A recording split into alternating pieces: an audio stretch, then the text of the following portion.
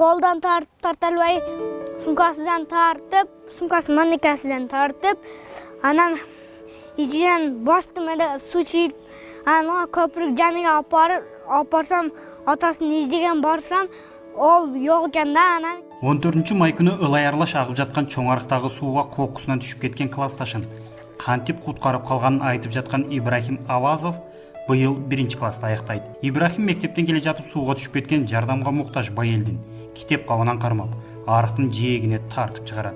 Көп суу жутуп тумчуккан бай элге көкүрөгүнө жасалма дем алдырып, 1 жардам көрсөтүптүр. Кырсыктан жаратылган же сууга тумчуккан адамга кантип 1 жардамды көрсөтүүнү мультфильмден үйрөнгөн экен. Поле команда спасателя робот да. Не кылат роботтар? Олар гаишниктер. Биттасы доктор, биттасы пожарный, биттасы самолет, вертолетто учат да. Анан биттасы гаишник. Биринчи мультиктен көргөнмүн дагы, анан неме кылганмын деп чыгарып алганмын. Анан жаткызып ичиден басканмын, суу ичиден чыккан. Ибрахим учурда чоң атасынын колунда тарбияланууда. Өз атасы Толкун Көкөев милиция кызматкери. 2003-жылы аскердик кызматын өтөп жүрүп, Шараккан каналдан 10 жаштагы 2 кызды аман алып калган экен. Үй бүлөсүндөгү азаматтардын эрдигин чоң атасы сыймыктануу менен айтат. Мунун атасы дагы 2003-жылы жөдө дамба бар. Нургазиев каналынын суу сактагыч.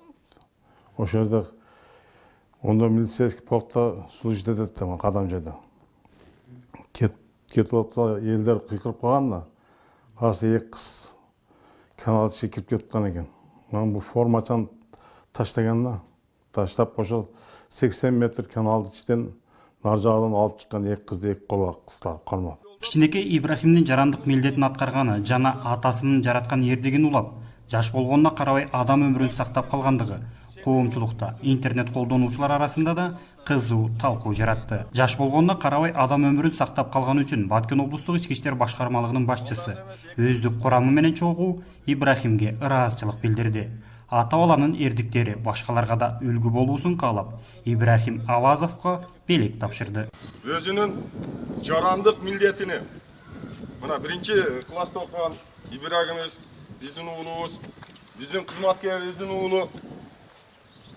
Мындайча айтканда эрдик жасады десем жаңылышпасам керек. Ушундай бизде келечекте ушул мен чакырганым ушу уулума, ушу ата-энесиге бир ыраазычылык айтайын деп эле чакырдым.